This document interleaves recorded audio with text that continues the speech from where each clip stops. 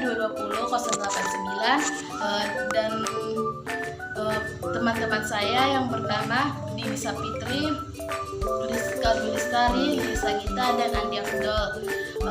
Di sini saya perwakilan dari kelompok 1 ingin menyampaikan materi saya yang berjudul definisi Total Quality Management, falsafah Total Quality Management, yang ketiga ada konsep Total Quality Management, yang keempat ada prinsip Total Quality Management, dan yang terakhir ada metode Total Quality Management.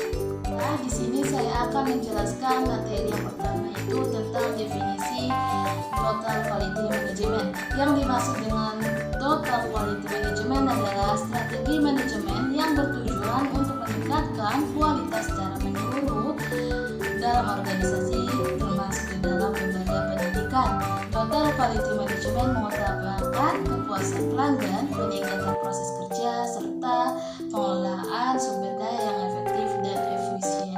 Materi kami yang kedua itu tentang falsafah Total Quality Management.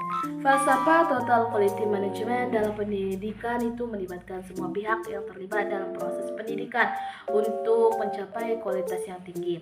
Total Quality Management mengedepankan integrasi dari semua fungsi dan prosesnya, serta memberdayakan dan melibatkan semua unsur di lembaga pendidikan. Tujuan utama dari Total Quality Management adalah untuk meningkatkan mutu pendidikan secara berkesinambungan, memberikan kepuasan kepada peserta didik, orang tua, dan masyarakat. Jelaskan materi yang ketiga, yaitu tentang konsep Total Quality Management. Konsep Total Quality Management itu ada beberapa. Yang pertama itu ada kesadaran kualitas mutu. Yang dimaksud itu adalah tanggung jawab semua pihak yang terlibat dalam proses pendidikan.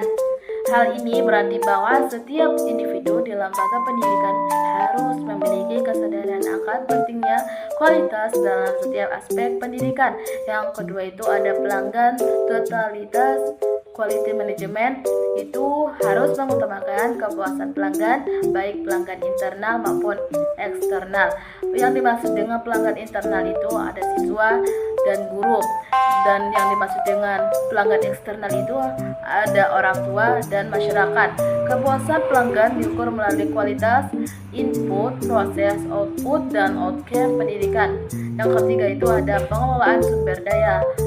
Yang dimaksud dengan pengelolaan sumber daya yang efektif dan efisien sangat penting dalam Total Quality Management. Hal ini meliputi alokasi sumber-sumber, pelatihan staf, dan pengembangan sistem yang mendukung kualitas. Dan yang keempat itu tentang prinsip Total Quality Management. Prinsip Total Quality Management itu meliputi planning. Yang dimaksud dengan planning itu adalah identifikasi pelanggan dan proses yang akan menyampaikan produk dan jasa dengan karakteristik yang tepat. Pengetahuan ini kemudian dipindahkan ke seluruh karyawan untuk memuaskan pelanggan. Yang kedua itu ada quality control. Yang dimaksud itu produk diperiksa dan dievaluasi untuk memastikan bahwa mereka memenuhi kebutuhan pelanggan. Masalah yang diketahui kemudian dipecahkan seperti masih rusak yang segera diperbaiki. Yang ketiga itu ada quality improvement. Yang dimaksud ini yaitu mekanisme yang sudah mapan dipertahankan untuk mencapai mutu yang berkelanjutan. Ini meliputi alokasi sumber-sumber, menugaskan orang untuk menyelesaikan proyek mutu, serta melatih karyawan dan menetapkan struktur permanen untuk mengejar mutu. Baiklah, di sini saya akan melanjutkan materi yang terakhir, yaitu tentang metode Total Quality Management dalam pendidikan. Metode Total Quality Management dalam pendidikan itu ada beberapa. Yang pertama itu ada pengumpulan data. Yang dimaksud dengan pengumpulan data itu, data harus dikumpulkan melalui berbagai cara seperti wawancara, observasi, dan studi dokumentasi. Data ini digunakan untuk mengevaluasi kualitas proses pendidikan. Yang kedua ada evaluasi dan pengukuran. Yang dimaksud itu adalah sistem pengukuran dan evaluasi yang efektif digunakan untuk menilai kualitas input, prosesnya, outputnya, dan outcome pendidikan. Hasil evaluasi digunakan untuk membuat perubahan yang diperlukan. Yang ketiga itu ada pelatihan dan pengembangan. Yang dimaksud pelatihan dan pengembangan itu adalah